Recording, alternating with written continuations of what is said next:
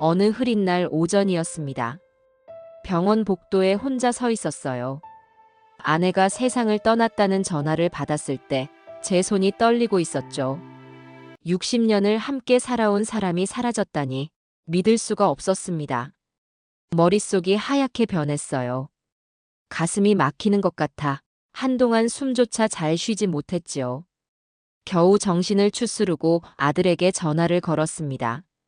아들은 금방 오겠다고 말했어요. 하지만 며느리 이야기는 들리지 않았습니다. 점점 불안해졌어요. 병원 대기실의 차가운 의자에 앉아 아내가 자주 쓰던 손수건을 꼭 쥐고 있었습니다.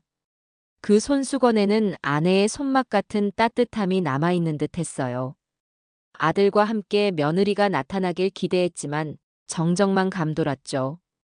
어딘가 이상했지만 마음은 이미 아내 곁으로 가 있었습니다. 아내와 저는 어릴 적부터 서로 의지하며 살아왔습니다. 전쟁의 기억이 채 가시지 않은 시대에 만나 둘 다 가진 것이 없었죠. 단지 서로를 향한 신뢰와 애정뿐이었습니다. 그렇게 같이 버텨온 60년이었습니다. 어려운 시절도 있었고 서로 다투기도 했습니다. 하지만 결국 우리는 서로의 온전한 반쪽이었지요. 아내는 누구보다 저를 세심하게 돌보았고 저도 그녀의 손을 놓지 않았습니다. 그녀가 떠났다는 사실이 실감나지 않았어요. 자꾸만 저에게 밥 먹었냐고 물어볼 것 같았습니다. 어느새 아들이 병원 복도 끝에서 달려왔습니다. 숨을 고르며 제게 다가왔어요. 아들의 안색이 심상치 않았습니다. 무언가 말을 꺼내려는 듯 입술을 떨고 있었지요. 저는 아들에게 물었습니다. 민지는 안 왔니? 아들은 고개를 돌리며 작게 중얼거렸습니다. 아버지, 민지가 못 온대요. 그 순간 제 심장이 쿵 하고 내려앉았습니다. 며느리가 시어머니 장례식장에 올 수 없는 특별한 이유라도 있나 궁금했죠. 하지만 아들의 표정이 모든 걸 말해주고 있었습니다. 무언가 감추고 싶은 듯 했지만 결국 아들이 이야기를 털어놓았습니다.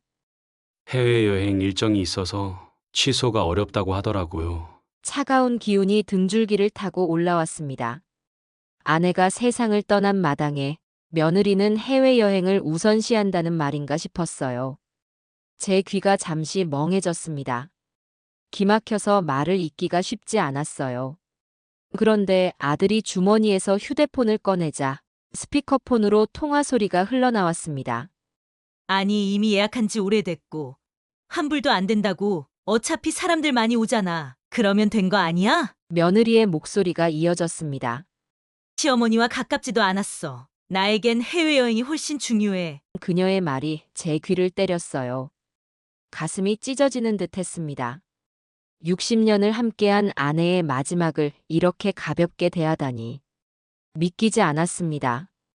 그날 밤 병원 복도에서 혼자 앉아 있을 때 여러 기억이 떠올랐습니다. 아내와의 추억, 어린 아들의 모습, 그리고 며느리와의 처음 대면. 너무나 황당하고 어처구니가 없어 눈물도 쉽게 나오지 않았어요. 마음속에 깊은 상처가 생긴 듯 했습니다. 장례 절차를 준비해야 했지만 아내 없이 맞이하는 첫날 밤이 너무 길고 외로웠습니다. 곧바로 장례식장이 정해졌고 빈소가 마련되었지요. 저는 아들에게 다시 한번 며느리의 의사를 물었습니다. 그래도 혹시 내일이라도 올 수 있는 거니? 아들은 고개를 숙인 채 대답했습니다. 아버지, 민지가 환불이 안 된다네요. 정말 죄송해요. 그 말이 끝나자 제 안에서 어떤 회의감이 들었어요. 아들의 선택이 과연 옳았는지 처음으로 진지하게 의심하기 시작했습니다. 아내의 마지막 길에 함께하지 못하는 며느리를 끝까지 두둔하는 아들을 보니 모든 게 답답했습니다. 불현듯 하늘을 올려다보니 아내가 차라리 편히 쉬라고 말해주는 것만 같았습니다. 아내가 제 곁을 떠난 첫날 밤은 너무 고요했어요. 창밖에는 달빛마저 희미했습니다. 빈 침대 한편에 아내의 체온이 남아있을 것 같아 조심스레 손을 뻗어보았습니다. 하지만 차가운 이불감만 느껴졌습니다. 그제야 아내가 정말 사라졌다는 사실이 서서히 다가와 끝없이 서러워졌어요.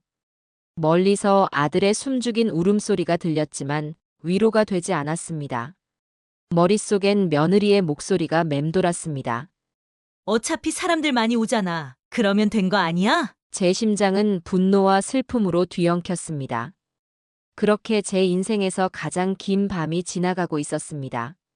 장례식 첫날, 저는 가까운 친척들과 지인들에게 부고를 전했습니다. 많은 분들이 아내를 기억하며 달려오셨지요. 아내는 따뜻하고 친절한 성품 덕에 주변 사람들에게 인심이 좋았습니다. 그래서 장례식장에 오신 분들이 많은 편이었지만 묘하게 썰렁한 기운이 있었습니다. 그 이유는 아마도 며느리의 부재였겠지요. 사람들이 삼삼오오 모일 때마다 며느리에 대해 궁금해했어요. 며느리는 안 왔어. 오늘 같은 날 안 보이네? 저는 짧게 대답했습니다. 해외여행 갔습니다. 그 말을 들은 조문객들의 표정이 하나같이 어두워졌어요.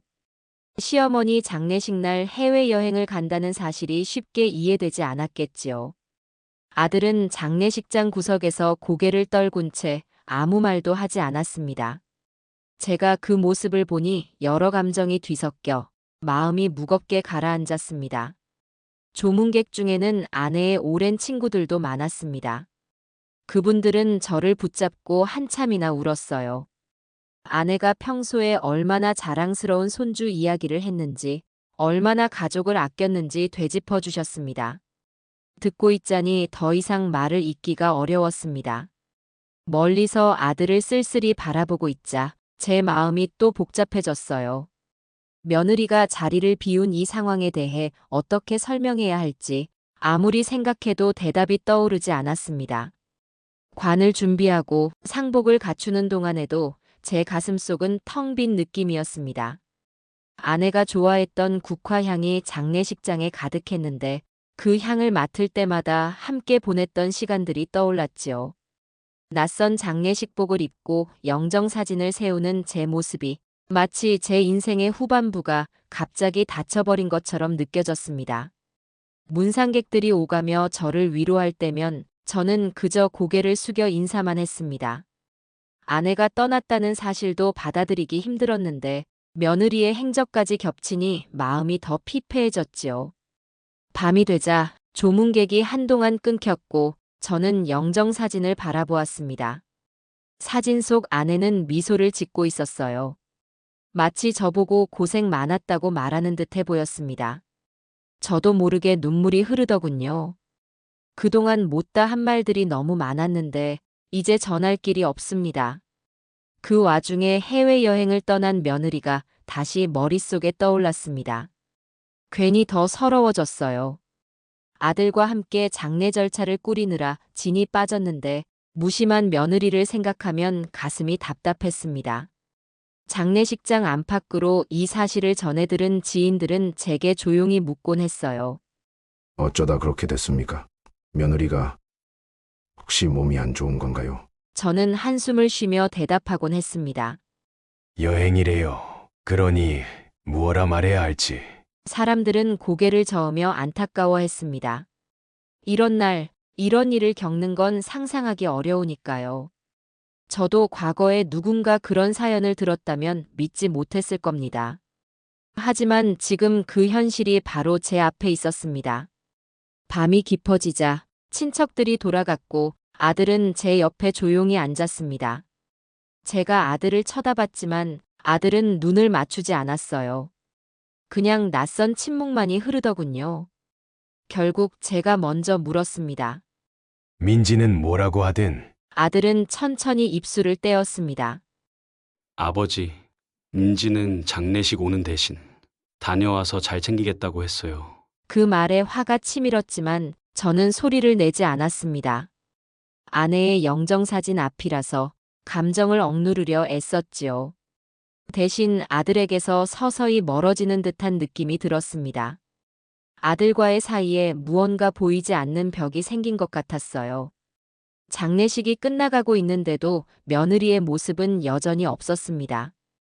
장례식 둘째 날, 여전히 며느리는 나타나지 않았습니다. 저는 가까운 친척들에게 죄송스러워서 고개를 들 수 없었지요.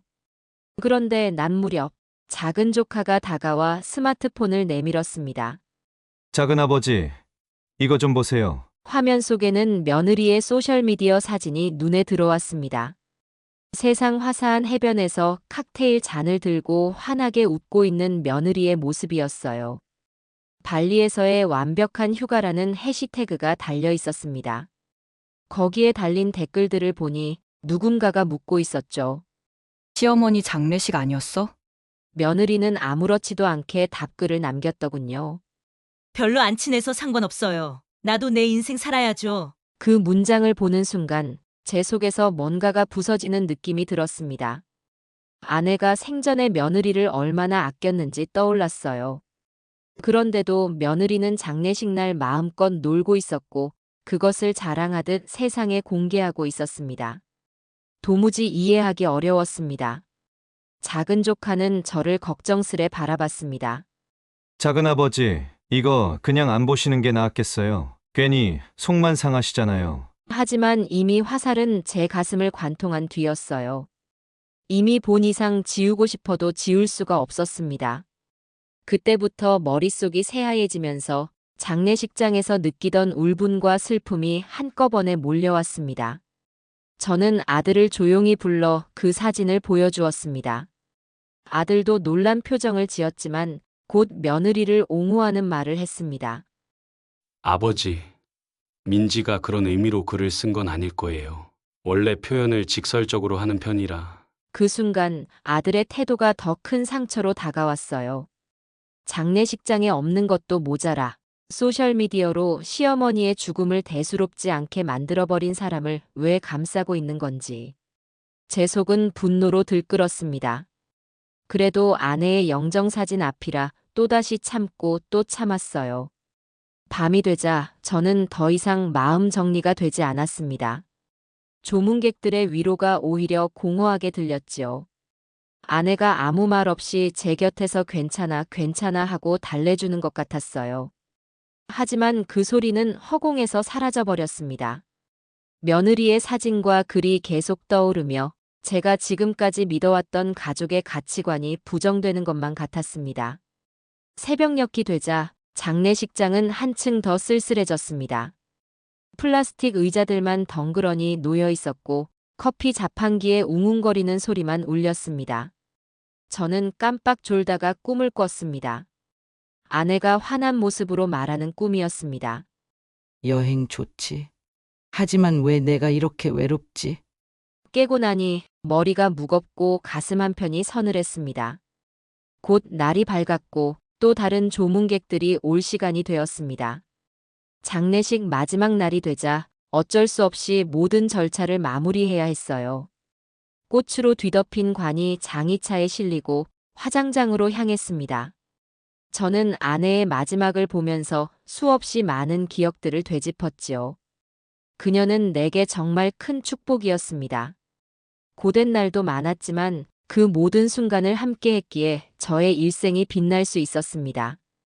그런데 옆에서 아들을 보니 그 아이의 표정이 너무 참담해 보였어요. 아들에게 아무 말도 하고 싶지 않았습니다. 장례식에 부재한 며느리를 변명하는 그의 모습이 괴이하게 느껴졌거든요. 장례가 끝나고 이제 가족이 모여 위로를 건네야 할 시간에도 며느리는 끝내 나타나지 않았습니다. 결국 그 상태로 모든 의식을 마쳤지요. 다 끝난 뒤 회색 하늘 아래에서 빈 소주잔을 바라보았습니다. 한 모금도 삼키기 어렵더군요. 아내의 빈자리는 이렇게 커다란데 며느리의 태도가 너무 무정하게 다가왔습니다. 머릿속에서는 일주일 뒤 집으로 돌아올 며느리를 어떻게 대해야 할지 대답이 떠오르지 않았어요. 어쩌면 이런 파국이 이미 예정되어 있었던 것일지도 모르겠다는 불길한 생각까지 들었습니다. 장례식장 화장실에 들어가서 거울을 보는데 내 얼굴이 너무 낯설었어요. 눈가에는 깊은 주름이 가득했고 슬픔과 분노가 겹쳐 더욱 탁한 빛이 감돌았습니다. 거울 속 노인이 정말 나인지 잠시 헷갈렸습니다. 그저 아내가 보고 싶을 뿐이었어요. 하지만 아내는 이제 영영 돌아오지 않습니다. 텅 빈 화장실 벽을 향해 중얼거렸습니다. 여보, 당신이라면 어떻게 했을까? 우리 아들이 이런 선택을 했는데 난 이제 어떻게 해야 좋을까? 거울 속에 나는 아무 대답도 하지 못했어요. 그 순간 나도 모르게 손이 주먹 쥐어졌습니다. 소셜미디어에 올려진 며느리의 사진이 계속 머릿속을 맴돌았습니다. 저런 사람을 과연 내 가족으로 인정해야 할까? 내 아들에게 어울리는 배우자였나? 아내가 살아있었다면 이런 상황을 방치했을까? 의문과 후회가 섞여 머리가 깨질 듯 아팠습니다. 장례식 마지막 날 오후, 슬픔만이 가득한 상태로 빈소를 모두 정리했어요. 아들은 내내 죄스러운 듯 침묵했습니다. 멀리서 밖을 내다보니 날이 잔뜩 흐려 있었고 금방이라도 비가 쏟아질 것만 같았지요. 이제 집으로 돌아가야 했지만 저는 아무것도 할 수 없을 정도로 지쳤습니다. 그날 저녁 친척들이 한자리에서 밥을 먹자고 제안했지만 저는 가겠다는 의지가 없었습니다. 멀리서 이럴 때일수록 같이 있어야 한다는 조언이 들렸지만 저에게는 아내가 보이지 않는 식탁이 너무나 무의미하게 느껴졌지요.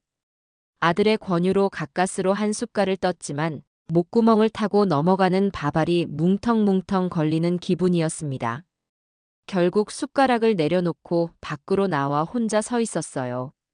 찬바람이 옷깃을 파고들어 마음이 더 추웠습니다. 아버지, 들어오세요. 날이 추워요. 아들이 밖으로 나와 저를 부르며 조용히 말했지만 선뜻 대답이 나오지 않았습니다. 아들조차도 믿기 어려운 순간이었어요.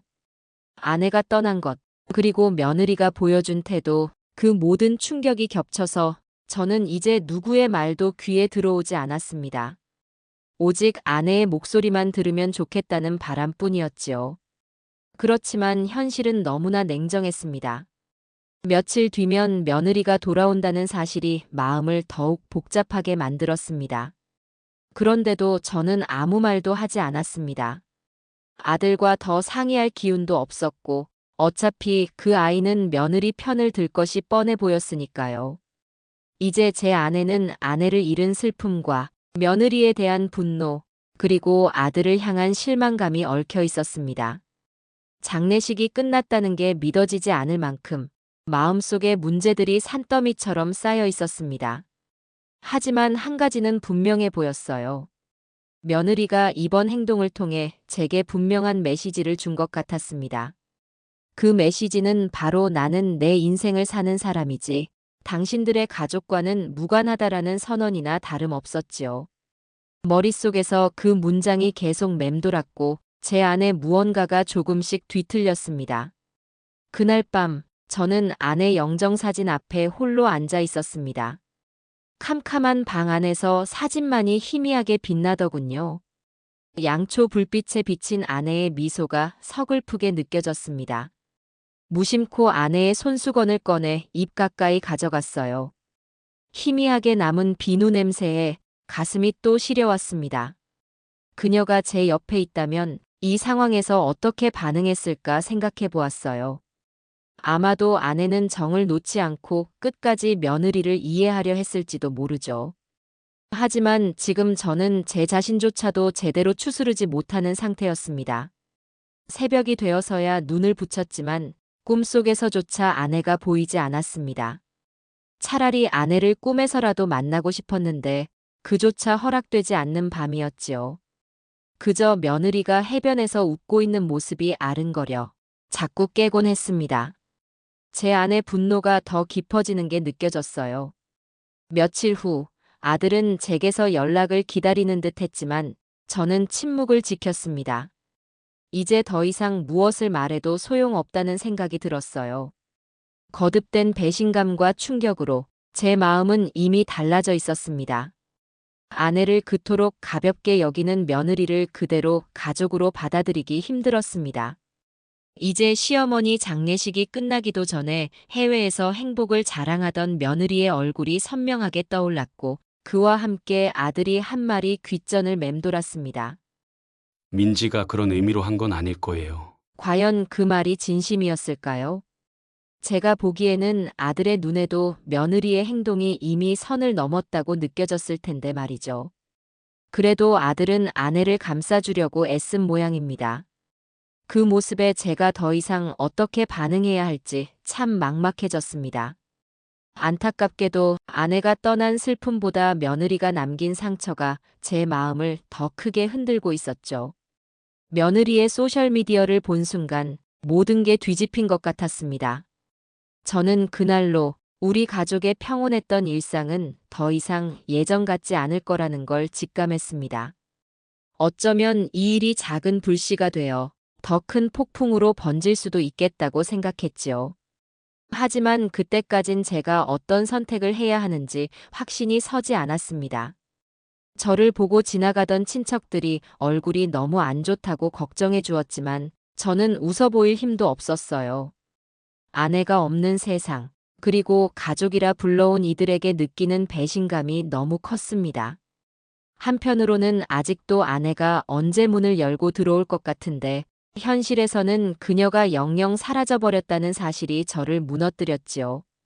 시간이 흐를수록 며느리의 행동은 용납하기 어려워졌고 제가 아들에게도 실망했다는 사실이 점점 명확해졌습니다.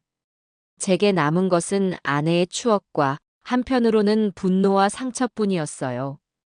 그래서 그날 며느리의 소셜미디어 사진을 마지막으로 확인한 뒤 모든 걸 접었습니다.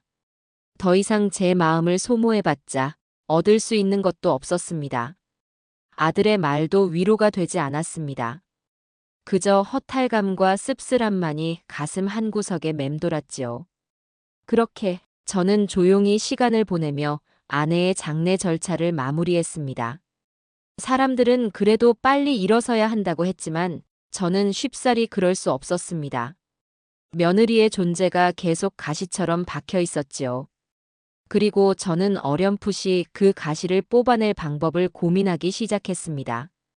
아내를 잃은 슬픔이 너무 컸지만 며느리의 행태에 대한 분노도 점점 커져서 결국 언젠가 폭발할 것 같았습니다.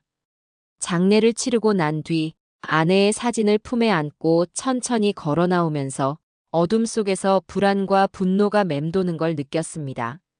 그리고 이미 마음 한구석에 결심이 싹트고 있었습니다. 아직은 그 생각을 구체화하진 않았지만 며느리에게 받은 상처를 덮어둘 순 없을 거라고 확신했어요. 그것이 어떤 모양이 될지, 어떤 후폭풍을 가져올지 그 시점엔 예상하기 어려웠습니다. 하지만 분명한 건 제 인생에서 가장 존귀했던 사람의 마지막을 모욕한 대가가 그냥 지나가진 않을 거라는 점이었지요. 그렇게 제 마음의 문이 닫히고 있었습니다. 아내의 부재와 며느리의 배신감이 한꺼번에 제 마음을 잠식해버린 채로요. 아들과 며느리의 결혼 생활도 저와의 관계도 더 이상 예전 같지 않을 거라는 걸 본능적으로 알았습니다. 그리고 그 불길한 예감은 서서히 현실이 되어갈 준비를 하고 있었지요. 장례식이 끝나고 일주일 정도 지났을 무렵이었습니다. 해외여행을 마친 며느리가 태연한 목소리로 전화를 걸어왔어요. 저는 듣고 싶지 않았지만 벨소리가 집 안을 메우는 통에 결국 전화를 받게 됐죠. 아버님, 저 돌아왔어요. 잠시 들러도 될까요? 마음은 달가웠을 리가 없었지만 딱히 막을 이유도 찾을 수 없었습니다. 그래서 그냥 오라고 했지요. 집안에는 아직 아내의 빈자리가 크게 느껴지고 있었고 공기가 무겁게 가라앉아 있었어요. 그녀가 집에 도착하기 전에 저는 서류 더미를 정리하다 말고 아내의 사진을 한번 바라보았습니다. 당신 없는 집에 곧 그 며느리가 온다오. 사진 속 아내는 늘 그렇듯 잔잔한 미소를 짓고 있었어요. 왠지 그 미소가 오늘따라 저를 더욱 쓸쓸하게 만든다고 느꼈습니다. 얼마 지나지 않아 현관문이 열리는 소리가 들렸어요. 새하얀 셔츠와 꽃무늬 치마 차림의 며느리가 마치 어떤 축제라도 다녀온 사람처럼 가벼운 걸음으로 들어섰습니다. 그리고는 손에 들고 있던 상자 하나를 내밀었어요. 아버님, 제가 여행 다녀오면서 조금은 미안하잖아요. 그래서 쿠키를 직접 구워봤어요. 그녀는 얄미울 정도로 명랑한 목소리였어요. 그 한마디에 제 속이 울컥했습니다. 장례식에 오지 않은 조금은 미안하다라는 말이 무척이나 허탈하게 들렸죠. 그래도 저는 쿠키 상자를 받아들었습니다. 하지만 며느리가 보는 앞에서 그것을 그대로 쓰레기통에 떨어뜨렸습니다. 이걸 내가 왜 먹어야 하니? 며느리는 잠시 멈칫하더니 이내 볼에 화색이 올라서 말했어요. 아버님, 지금 저한테 뭐 하시는 거예요? 제가 조금이라도 신경 써서 가져왔는데 너무 하시는 거 아니에요? 그 말투가 너무 뻔뻔하게 들렸습니다. 쿠키 같은 것이 죄는 없겠지만 제 마음은 이미 어쩔 수 없는 지경이었죠. 아내의 장례식보다 본인의 여행을 우선시했던 사람이 아무렇지도 않게 쿠키 따위를 건네는 상황이 믿기지 않았어요. 그 신경을 시어머니 장례식 때 써줬어야지. 너가 해외여행에서 칵테일 마실 때 여기는 무슨 분위기였는지 알기나 하냐? 며느리도 한 발 물러서지 않았습니다. 장례식엔 이미 사람들 많았잖아요. 다들 어머님이랑 친한 사이였겠고 저는 솔직히 그다지 친하지도 못했죠. 왜 제가 꼭 거기 있어야 해요? 그 순간 제 안에 쌓여있던 울분이 터질 뻔했지만 간신히 참았습니다. 날카로운 말을 뱉으면 아내의 영정사진 앞에서 죄를 짓는 기분이었거든요. 그래도 목소리는 떨렸습니다. 그게 가족이라는 거다. 함께 슬퍼하고 함께 보내주는 거지. 친하고 안 친하고의 문제가 아니야. 며느리는 코웃음을 치듯 웃더니 눈길을 거두고 말했어요. 아버님 말씀 존중은 해요. 그렇지만 제 인생도 있어요. 어머님이 돌아가신 건 안 됐지만 제가 일정까지 다 포기해야 할 정도였나 싶어요. 솔직히 환불도 안 되는 거였고 저는 도저히 방법이 없었어요. 그 말에 또 한 번 어처구니가 없어졌습니다. 어떤 환불이 문제였는지, 어떤 일정이었는지 이젠 알고 싶지도 않았어요. 그저 제 아내의 장례식에 대한 예의가 전혀 없다는 사실만 뚜렷하게 느껴졌죠. 집 안 공기가 얼어붙은 것 같았습니다. 그때 며느리가 작은 한숨을 쉬며 한 걸음 물러섰어요. 그래도 이젠 끝났잖아요. 앞으로 잘 지내면 되는 거죠. 저는 이런 분위기 질색이네요. 아버님이 좀 더 이해해 주시면 좋을 텐데 너무 완고하시니까. 그 한마디에 제가 더 이상 무슨 말을 해야 할지 감이 잡히지 않았습니다. 끝났다는 말이 귓가에 맴돌았죠. 아내의 죽음도 제 마음의 상처도 그녀에겐 이미 마무리된 일인 것 같았어요. 그리고 저는 이 순간 며느리와 더 이상 하나의 가족으로 묶여있지 않다는 사실을 몸소 깨닫게 됐습니다. 제가 쓴 표정을 짓고 있으니 며느리가 시선을 피하며 가볍게 웃었어요. 아버님, 그러면 저는 먼저 가볼게요. 아무튼 쿠키 안 드신다니 아쉽네요. 그러곤 현관문을 열고 나가버렸습니다. 그 발걸음에는 머뭇거림이 전혀 없었어요. 등 뒤로 쏟아지는 차가운 바람이 저를 휩쓸고 지나간 것 같았습니다. 현관문이 닫히고 나서야 저는 한없이 텅 빈 거실에서 혼자 서 있었습니다. 마치 문 앞에 얼어붙은 채로 한참을 서 있었던 것 같아요. 한쪽 귀에는 며느리가 남긴 말들만 계속 반복되어 들렸습니다. 끝났잖아요. 앞으로는 잘 지내면 되죠. 그 말이 제 마음을 잡아 흔드는 것 같았어요. 정말로 며느리에게는 이 문제가 다 끝난 일이었나 봅니다. 아내의 존재도 장례식의 공허함도 저의 분노도 그녀에게는 이미 다른 나라 이야기처럼 느껴지는 것 같았죠. 저는 여느 때처럼 작은 방으로 들어가 서류들을 다시 펼쳐놓았습니다. 사실 집 명의에 대한 문서를 좀 더 꼼꼼히 확인하고 싶었던 때이기도 했어요. 결혼 선물로 넘겨준 것 같았지만 정확히는 제 소유 상태로 남아있는 집이라는 걸 재차 상기했습니다. 그 실질적인 권한이 제게 남아있다는 사실이 지금은 이상하게도 커다란 의미처럼 다가왔어요. 그날 밤 아들과 통화를 하며 그가 무슨 생각을 하는지 알고자 했지만 아들 목소리는 힘이 없었습니다. 아버지, 민지 때문에 많이 속상하셨죠? 아들의 말이 이어지자 제가 무척 차분한 어조로 대답했어요. 속상한 게 뭐냐? 그냥 이젠 확인했다. 민지의 태도라는 걸. 아들은 한동안 아무 말도 하지 않았고 숨소리만 들렸습니다. 그리고 무겁게 한마디를 건넸습니다. 제가 잘 얘기해 볼게요. 민지도 나름의 사정이 있겠죠.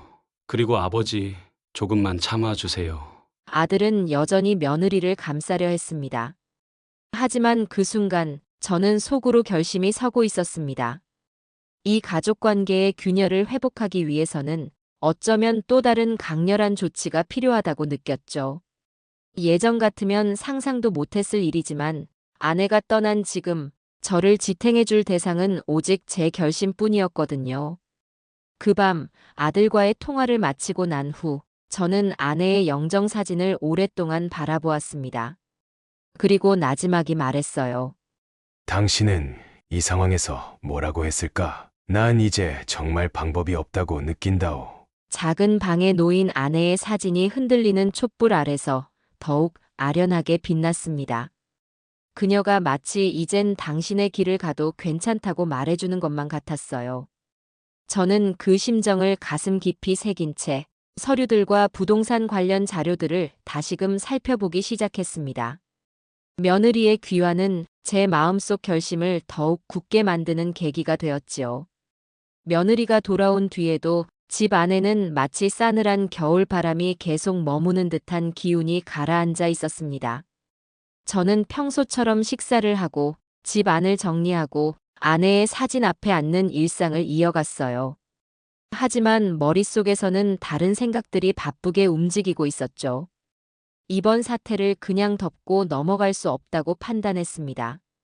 아내에게 한없이 미안한 마음이 제 안에 살아 있었고 그 마음이 또 한편으로는 분노를 불러일으켰습니다. 장례식조차도 하나의 사소한 이벤트로 치부하는 며느리를 가족이라 부르기에는 제 자존심이 허락되지 않았어요. 그래서 전직 변호사로 쌓아온 경험과 지식이 서서히 고개를 들기 시작했습니다. 젊은 날엔 사건과 법조문에 매달려 치열하게 살았었는데 이제 노년에 이르러 과거의 전문성을 다시 꺼내게 될 줄은 몰랐지요. 저는 먼저 부동산 소유권부터 꼼꼼히 확인했고 혹시라도 이 집이 아들 명의로 넘어간 건 아닌지 서류를 샅샅이 살펴봤습니다. 다행히 문서를 다시 훑어보니 이 집은 여전히 제 소유 상태로 되어 있었습니다. 결혼 선물로 아들에게 주겠다는 말을 했지만 법적 절차를 완벽하게 마친 건 아니었어요. 그들은 단지 제가 허락해서 이 집에서 살고 있을 뿐이었습니다. 이 사실이 제 계획의 근간이 될 거라는 직감이 들었죠. 저는 오래된 주소록을 찾아서 함께 일했던 변호사 동료이자 친구인 김 변호사에게 전화를 걸었습니다. 그도 은퇴했지만 여전히 업계 소식에 밝고 후배들을 통해서 최신 법률 정보도 많이 접한다고 알고 있었죠. 여보게, 김 변호사, 잘 지내고 있는가? 수화기 너머로 반가운 목소리가 들려왔습니다. 하지만 제 목소리는 썩 밝지 않았어요. 우리 집 이야기를 좀 해야겠네. 다름 아니라 집을 하나 처분하려고 해. 김 변호사는 처음에는 놀란 기색이었습니다. 자세한 사연을 듣기 전이라 제가 왜 갑자기 살던 집을 내놓으려는지 알 리가 없었죠. 그래서 저는 가볍게 상황을 설명했어요. 며느리가 아내 장례식에 오지 않았고 그로 인해 제가 큰 배신감을 느꼈다는 사실을 말했습니다. 법적으로 문제없는지만 확인해주게. 내가 이 집을 매각하겠다고 하면 아들이나 며느리가 이 일을 제기할 수 있을까? 김 변호사는 잠시 생각하더니 조심스레 대답했어요. 명의가 자네 것이라면 이론적으로는 문제가 없지. 다만 가족 간 분란이 심해질 수 있으니 현실적으로는 조심해야 할 거야. 저는 그 말에 작게 고개를 끄덕였습니다. 이미 가족 간 분란은 시작되었다고 느꼈어요. 집을 지키고 싶어서가 아니라 이제는 그들에게 분명한 메시지를 주고 싶었지요. 아내의 존재를 이렇게 가볍게 여기는 사람들과 과연 앞으로 어떤 의미 있는 가족 관계를 이어갈 수 있을지 의심스러웠습니다. 통화를 마치고 난 후 저는 바로 부동산 중개인에게도 연락을 넣었습니다. 집을 시세보다 약간 낮춰서라도 빨리 처분하고 싶다는 의사를 전달했어요. 중개인은 의아해했지만 역시나 거래 자체는 얼마든지 가능하다고 말했습니다. 집 내부도 한번 보여주시고 금방이라도 매물을 올리면 문의가 많을 거예요. 그렇게 구체적인 이야기를 이어가는 과정에서 제 마음은 점점 더 단단해지고 있었죠. 아내가 떠나버린 상황에서 이 집은 이제 저에게 추억의 공간이라기보다 고통의 근원이 되어버린 것 같았습니다. 곳곳에 남아있는 아내의 흔적들이 며느리로 인해 더럽혀진 듯한 기분까지 들었어요. 물론 판매 과정이 순탄치만은 않을 거라 예상했습니다. 아들에게 이야기를 해야 하고 며느리의 반발도 불보듯 뻔했지요. 하지만 가만히 참고 있는 것이 아내에 대한 예의가 아니라는 생각이 강했습니다. 저는 아내와의 지난 날을 떠올리며 이 결정이 옳은 걸까 하고 고민을 거듭했어요. 그런데도 마음 한구석에서는 확신이 들었습니다. 그래야만 한다. 아내를 무시한 사람들과 함께 웃으며 살 순 없어. 어느 날 오후 저는 아내가 자주 앉았던 거실 소파에 앉아 문서처를 펼쳐놓았습니다. 아내가 생전 귀찮아하면서도 차근차근 관리해둔 각종 서류들을 다시 확인했지요. 거기엔 결혼 기념일 메모 같은 것도 끼워져 있었고 아들 출생 때 발급된 서류도 곱게 정리돼 있었습니다. 하나씩 넘겨볼 때마다 아내의 손끝이 느껴지는 듯해서 가슴 한편이 먹먹했습니다. 하지만 이내 결심을 가다듬고 마지막으로 필요한 사항들을 체크했어요. 매매 계약을 체결한다면 해당 날짜에 그들이 이 집을 비워야 한다는 점. 아들과 협의할 여지가 있는지 여부. 혹시 추후에 며느리가 어떤 소송을 걸어올지 대비하는 일까지 머릿속에서 시뮬레이션 해봤습니다. 마침내 저는 마음속으로 확신했습니다. 이 계획은 결코 복수만을 위한 건 아니라고. 아들에게도 깨달음을 주고 저 스스로도 새 출발을 위한 결단이라고 느꼈죠. 다음 날 김 변호사를 직접 만나기로 약속을 잡았습니다. 좀 더 구체적으로 어떻게 진행할지 협의하기 위해서였지요. 오랜만에 정장을 꺼내 입고 집을 나서려는데 거울에 비친 제 모습이 낯설었습니다. 마치 옛 시절의 사건을 맡았을 때의 날선 눈빛이 다시 살아난 것 같았어요. 나도 이 나이에 다시 이런 표정을 짓게 되다니 싶어서 묘하게 씁쓸했죠. 김 변호사 사무실에서 차를 나누며 이야기를 해보니 그는 여전히 제 결정을 조금 말리고 싶어 하는 듯 했습니다. 자네 마음은 알겠는데 그래도 아들하고 충분히 대화는 해봤나? 이게 가정사가 법률 문제가 되어버리면 골치 아파. 저는 무겁게 고개를 끄덕였어요. 아들과 대화해봤지. 그 애도 며느리와의 관계가 어렵다는 건 알지만 별 대책이 없어 보이더군. 오히려 내가 나서야 되겠다는 생각이 더 강해졌네. 김 변호사는 잠시 침묵하더니 결국 체념한 듯한 목소리로 말했어요. 그럼 뭐 진행하자고.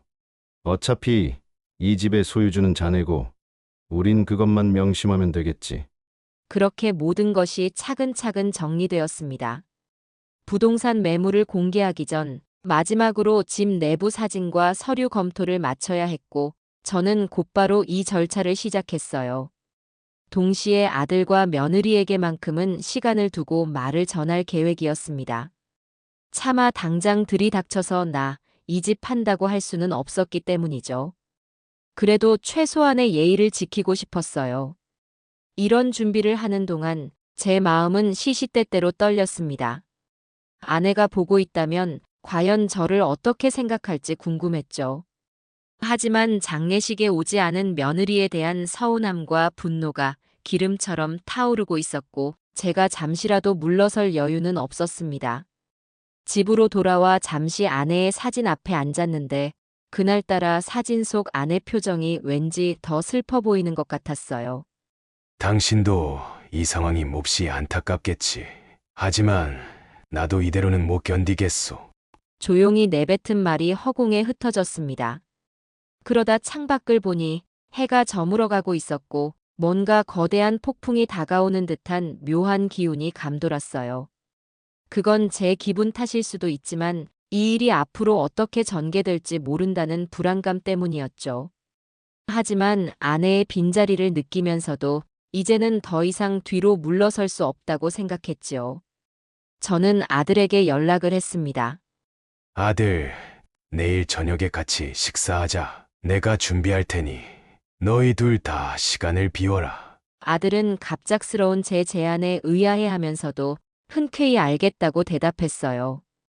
저는 그날 밤 부엌에 서서 아내가 자주 만든 갈비찜 레시피를 조심스레 떠올렸습니다. 결혼 생활 내내 아내가 요리하는 걸 옆에서 도와주긴 했지만 직접 손질하고 양념하는 건 쉬운 일이 아니었죠.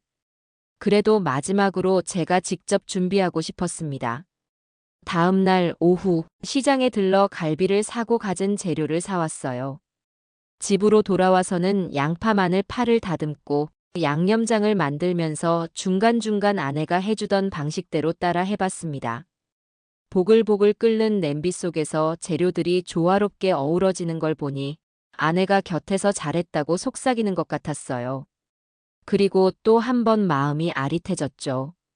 저녁 시간이 가까워오자 아들과 며느리가 함께 들어섰습니다. 며느리는 여전히 태연한 얼굴이었어요. 아들은 약간 긴장한 표정으로 저를 바라봤습니다. 식탁 위에는 제가 정성껏 만든 갈비찜과 반찬 몇 가지가 놓여 있었어요. 며느리는 식탁 앞에서 잠시 멈춰 서더니 작은 감탄사를 내뱉었습니다. 우와, 아버님이 이런 요리를 다 하시다니 신기하네요. 저는 이런 거 못해서 늘 배달만 시켜 먹거든요. 그 말에 저는 맥없이 웃었어요.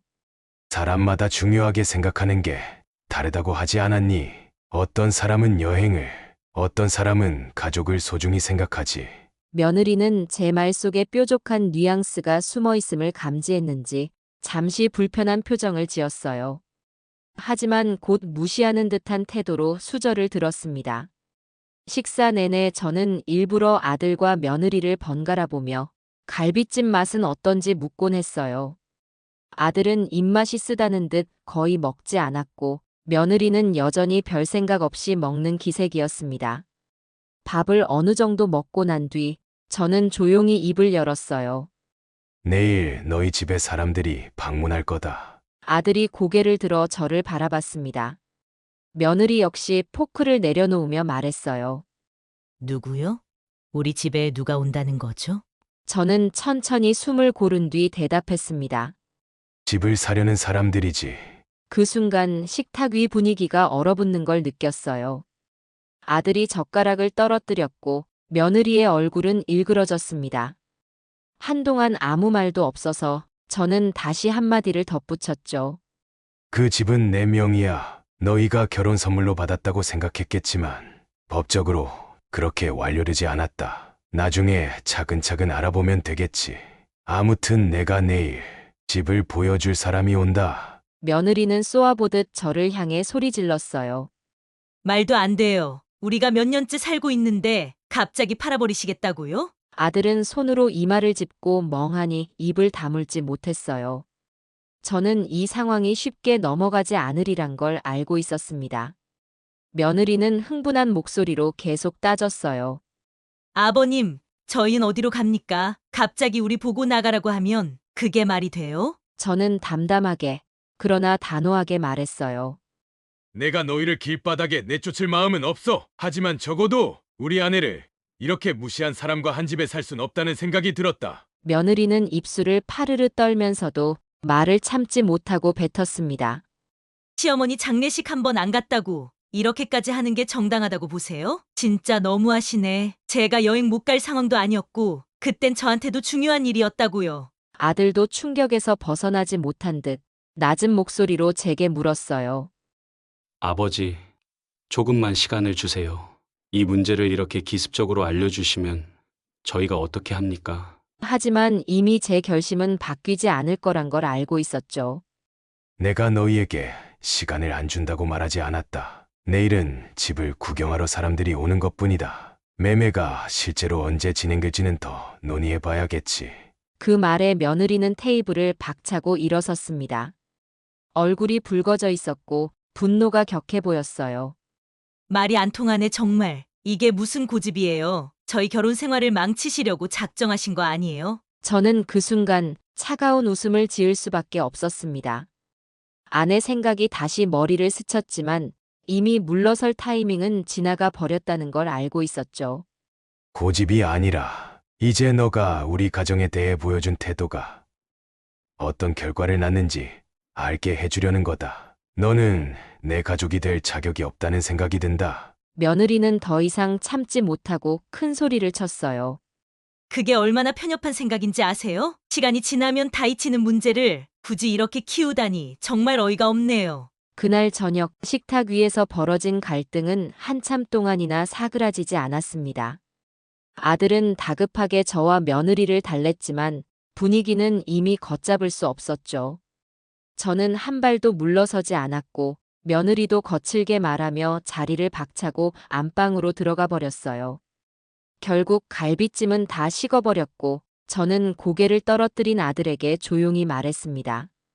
그래도 널 위해 일정 부분 준비는 해둘 테니 너무 겁먹진 마라. 하지만 난 이 집을 팔 거다. 너 역시 어머니의 장례식에 불참한 너의 아내를 묵인했다는 사실, 나는 쉽게 용서하기 힘들다. 아들은 아무 말도 하지 않았습니다.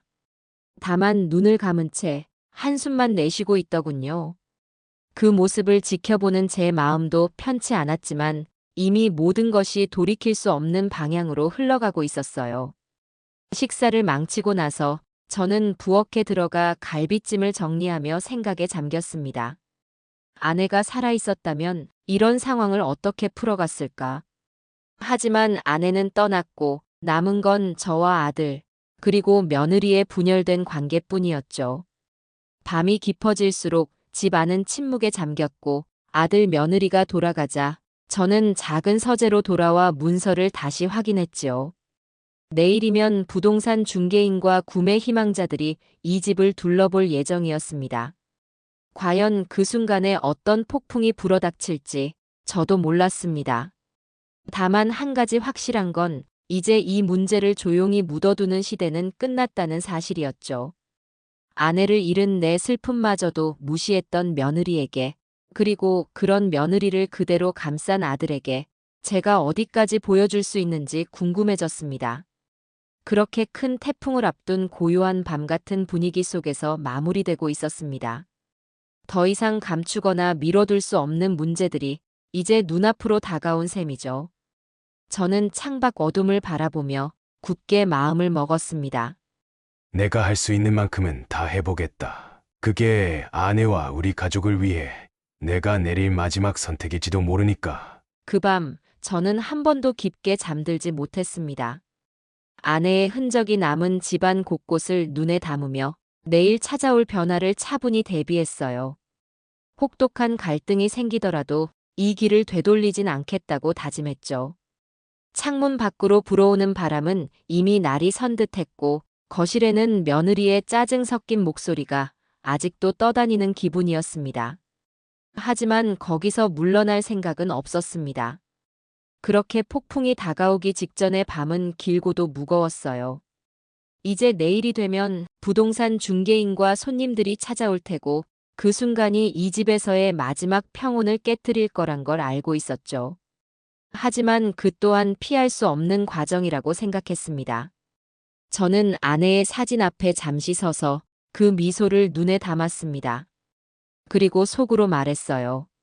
내일이면 우리 아들 집에 사람들이 들어온다오. 이제는 이 결정을 해야 할 것 같소. 말없이 빛나는 영정사진을 뒤로 하고 저는 서재로 돌아와 하루치 마음 정리를 했습니다. 마치 전쟁을 앞두고 전열을 가다듬듯이 눈을 감았다 떴다가 반복했죠. 조금이라도 흔들리는 기색을 보이면 안 된다고 스스로를 다잡았습니다. 아직 아무것도 확정된 건 아니었으나 이미 모든 게 굴러가기 시작했다는 느낌이었지요.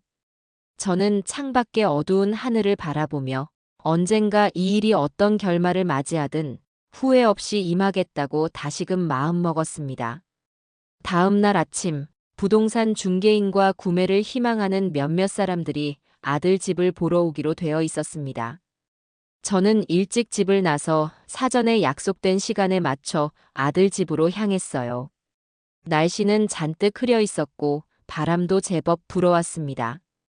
오늘이 지나면 모든 게 확실해질 거라는 생각에 한 걸음 한 걸음이 무거웠습니다.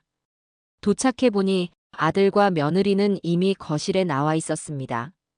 아들의 표정에는 당혹감이 가득했고 며느리는 불쾌하다는 듯 팔짱을 낀 채 인상을 쓰고 있었어요. 그들은 제가 오늘 방문객들과 함께 온다는 걸 알고 있었지만 막상 현실로 닥치니 받아들이기 힘든 듯 했습니다. 곧 현관문 벨소리가 울렸습니다. 수수한 차림의 부동산 중개인과 집을 보러 온 젊은 부부가 서 있었습니다. 저는 차분하게 문을 열고 그들에게 가볍게 인사를 건넨 뒤 안으로 안내했습니다. 아들 며느리는 상황을 지켜보고 있었습니다. 아들의 표정에는 당혹감이 가득했고 며느리는 이미 불쾌하다는 듯 인상을 쓰고 있었어요. 아버지, 이렇게 바로 사람들을 데려오시면 어쩝니까? 아들이 작은 목소리로 저를 향해 말했습니다. 저는 굳은 어조로 대답했죠. 어제 이미 예고했으니 갑작스러운 일은 아닐 게다. 중개인이 거실을 둘러보며 이것저것 설명하자 젊은 부부는 흥미로운 눈빛으로 집 안을 살폈습니다. 그 모습을 보는 며느리의 얼굴은 분노로 일그러지고 있었어요. 곧 그녀가 더 이상 참지 못하고 중개인에게 따지듯 물었습니다. 지금 저희가 사는 집을 당장 파시겠다고요? 이해가 가세요? 우린 아직 이사를 갈 계획도 없는데. 중개인은 어리둥절한 표정이었지만 이미 집주인이 누구인지 알고 있었는지라 굳이 반박하진 않았습니다. 저는 며느리를 외면한 채 손님들에게 안방을 보여드리겠다고 안내했죠. 그 순간 며느리는 한껏 화를 억누르며 아들에게 소리쳤습니다. 이게 다 뭐야? 당신은 왜 가만히 있어? 아들은 난감한 듯 말없이 서 있었고 저는 방으로 들어가 손님들이 창문 너머로 보이는 풍경을 살피도록 도왔습니다. 안방은 아내와 저의 추억이 깃든 공간이었지만 지금은 그 감상을 접어두어야 했어요. 단단한 마음가짐으로 집의 구조와 장점을 설명했죠. 집 안을 다 둘러본 손님들은 중개인과 함께 곧바로 거실에 모여 이 집의 구체적인 상태와 가격대에 대해 논의하기 시작했습니다. 아들은 가슴을 졸이는 듯했고 며느리는 중개인을 곁에서 노려보다시피 하고 있었어요. 순식간에 진행되는 상황에 며느리가 참지 못하고 다시 목소리를 높였습니다. 못 팔아요. 우리가 살고 있는 집이라고요. 시어머니 장례식 때문에 벌어진 일로 이러시는 건 너무하잖아요. 그 순간 젊은 부부 중 한 사람이 곤란한 표정을 지으며 조심스레 물었습니다. 저희가 신뢰가 되는 게 아니었으면 좋겠는데 정말로 거래의 의사가 확실하신 건지 확인하고 싶습니다. 저는 미안해하는 그 부부를 향해 차분하게 대답했습니다. 걱정 마세요. 이 집은 제 소유고 제가 매각을 결정했습니다. 물론 가족 간 사정이 있겠지만 거래 자체에는 전혀 문제가 없습니다. 부동산 중개인도 고개를 끄덕이며 거들었지요. 네, 소유주분 명의가 확실하시고 서류도 다 확인됐습니다. 그러자 며느리가 폭발하듯 저에게 달려들었습니다. 도대체 왜 이러세요? 제가 해외여행 간 거, 그게 그렇게 큰 죄입니까? 지금 와서 이렇게까지 복수하려고 하는 건 너무 유치한 거 아니에요? 저는 낮게 한숨을 내쉬며 그녀의 시선을 응시했습니다. 복수라기보단 내 마음을 지키는 거지. 너가 우리 아내를 그리고 우리 가족을 어떻게 생각하는지 이미 알았으니까. 그러자 며느리가 울분이 터진 듯 손으로 머리를 쥐어뜯으며 소리쳤습니다. 말도 안 돼. 나도 나름의 사정이 있었다고요. 당신들이 내 인생을 살아줄 것도 아니면서 왜 이렇게 간섭하는 건데요? 집안이 소란스러워지자 중개인과 젊은 부부는 슬쩍 눈치를 보며 밖으로 나가겠다고 했습니다. 매매 의사는 분명하니 일단 좀 더 서로 이야기해보자는 제안이었지요. 결국 그들은 빠르게 집을 빠져나갔고 거실에는 저와 아들 그리고 며느리만 남았습니다. 아들은 한숨을 내쉬며 고개를 떨군 채 말했습니다. 아버지, 이렇게까지 할 필요가 있을까요? 민지도 잘못한 건 알지만 시간이 지나면 나아질 수도 있잖아요. 그 말에 저는 지친 목소리로 대답했어요. 장례식 때 너는 뭘 하고 있었니? 너희 엄마 마지막 가는 길에 너의 아내가 해외여행에서 즐거워하고 있는 사진을 보며 난 무슨 생각을 했을 것 같아? 아들의 얼굴이 일그러졌습니다. 며느리는 팔짱을 낀 채 여전히 흥분을 가라앉히지 못했어요. 그래서 결국엔 이혼까지 시키려고 작정하신 거냐고요. 집을 파시면 저희가 어디 가서 살아요. 진짜 너무하네. 저는 그 말에 콧방귀를 뀌듯 허탈한 웃음을 흘렸습니다. 민지, 너가 말했지. 어차피 너와 내 아내는 가깝지 않았다고. 그러니 이 집도 너와는 상관없는 집이야. 난 이제 내 방식대로 정리할 생각이야. 며느리는 얼굴이 하얗게 변하며 거칠게 소파를 걷어차듯 지나쳤습니다. 그 소리가 텅 빈 거실에 울려 퍼졌죠. 저는 정막에 잠시 입술을 깨물었습니다. 아들은 완전히 풀이 죽은 상태였고 며느리는 분노에 차서 방문을 3개 닫아버렸습니다. 거실에는 쓸쓸한 공기만 남아 있었습니다. 결국 저는 아들에게 마지막 말을 건넸어요. 너가 정말 현명한 사람이라면 민지와 어떻게 살아갈지 진지하게 고민해라. 이건 단순히 장례식 한 번 불참한 문제가 아니다. 아들은 아무 대답 없이 고개만 끄덕였습니다. 서로의 마음이 엇갈리고 있는 게 분명했지요. 곧 밤이 찾아왔고 집 안은 숨막히는 침묵에 갇혀 있었습니다. 저는 내일이면 또 다른 구매 희망자가 올지도 모른다고 생각하며 서류들을 다시 정리했어요. 이 집이 팔리면 어떻게 살아갈지 아들도 며느리도 고민이 많겠지만 이미 돌아갈 수 없는 강을 건넜다고 느꼈습니다. 더는 며느리와 한 지붕 아래서 행복을 찾을 수 없을 것 같았어요. 그날 밤 작은 방에 들어가 아내의 영정사진을 어루만졌습니다. 오늘 있었던 소동을 보고 있었다면 아내는 얼마나 마음 아파했을까요? 하지만 이 결정이야말로 제가 해야 할 마지막 의무처럼 느껴졌지요. 아내를 무시한 사람과 아무 일 없었다는 듯 지낼 수 없었으니까요. 그렇게 폭풍이 한껏 휘몰아친 뒤에 정막 속으로 스며들고 있었습니다. 살가운 가족의 온기는 이미 사라졌고 남은 것은 분노와 서글픔이었습니다. 저는 다만 그 끝에 무엇이 기다리고 있을지 모르지만 이미 되돌릴 순 없다고 마음을 다잡았어요. 며칠 뒤 예상보다 훨씬 빠르게 집이 매각되었습니다. 중개인에게서 의외로 좋은 조건의 제의가 들어왔고 저는 거절할 이유가 없었죠. 계약서에 사인을 하는 순간 뭔가 가슴이 뻥 뚫리는 기분이 들기도 하고 또 한편으로는 싸늘한 허무감이 밀려오기도 했습니다. 이 집에서 아내와 함께 살아온 시간들이 길었으니까요. 아들은 제게 다시 한번 찾아왔지만 며느리와 동행하진 않았습니다. 얼굴이 초췌해 보였고 말문을 열기 전에 한참을 망설였어요. 그러더니 조심스레 입을 열었습니다. 아버지, 민지가 이혼을 요구하고 있습니다. 그 말에 저는 이미 어느 정도 예상했다는 듯 담담하게 대답했습니다. 그래, 결론이 그렇다면 너도 할 말이 없는 거냐? 아들은 고개를 숙이더니 작게 중얼거렸습니다. 저도 계속 참아왔는데 이제 더 이상 힘들 것 같아요. 민지가 어머니를 대하는 태도부터 시작해서 이 모든 상황이 전부. 저는 아들을 오래 바라보았어요. 어린 시절부터 착하고 순한 아이였던 아들이 지금 이 순간 얼마나 괴로울지 짐작이 갔습니다. 하지만 이미 결과가 이렇게 흘러가고 있다면 그게 오히려 서로를 위한 길일 수도 있지요. 어떻게 하든 너의 선택을 존중하마. 너와 민지의 문제는 내가 이래라 저래라 할 수 있는 일이 아닐 테니까. 아들은 잠시 고개를 끄덕이며 한숨을 내쉬었어요. 그리고 무거운 침묵 끝에 겨우 말했습니다. 그동안 아버지가 하신 일들 솔직히 이해 못했어요. 하지만 지금은 조금 알 것 같아요. 민지와의 결혼 생활을 이어가도 서로에게 상처만 남을 것 같아서 결국 이렇게 될 운명이었나 싶기도 하고요. 거실 창가에 놓인 아내의 사진이 눈에 들어왔습니다. 그녀는 늘 그렇듯 잔잔한 미소를 짓고 있었어요.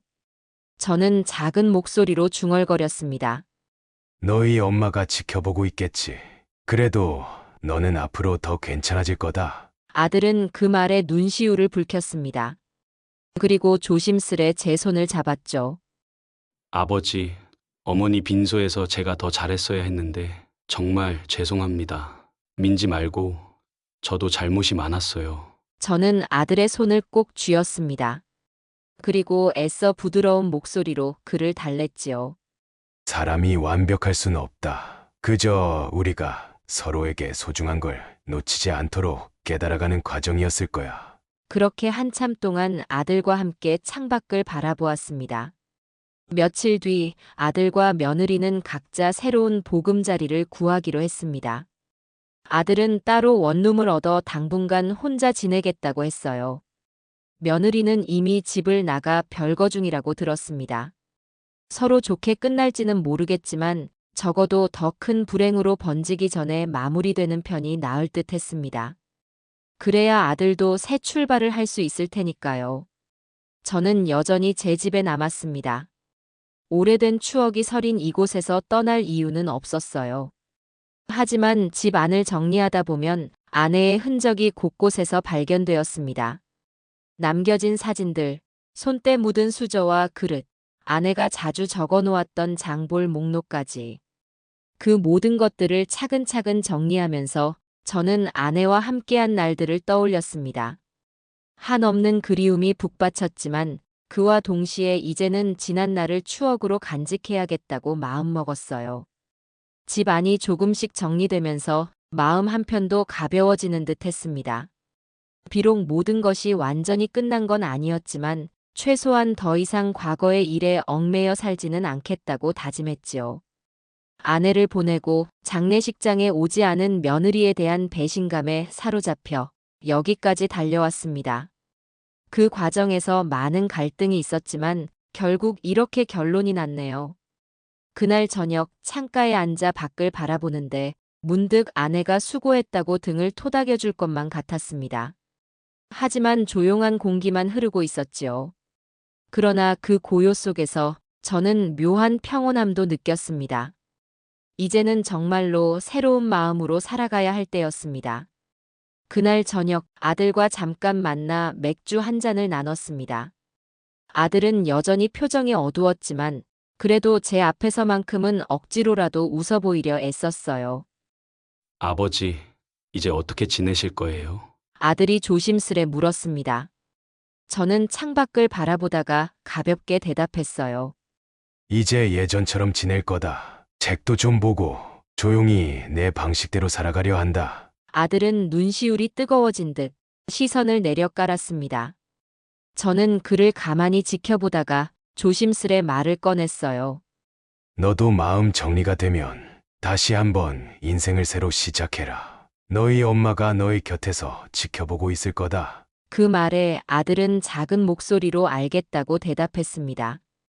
짧은 대화였지만 우리 부자의 마음속에는 알 수 없는 기운이 오갔어요. 아내가 어디선가 웃으면서 두 사람을 안아주는 느낌도 들었습니다.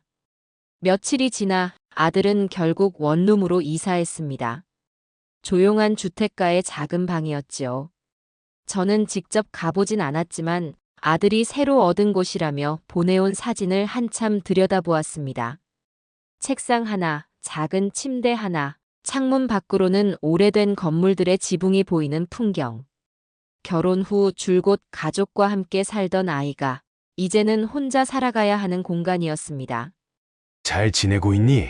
간단한 메시지를 보냈습니다. 아들은 한참 뒤에야 답장을 보내왔습니다.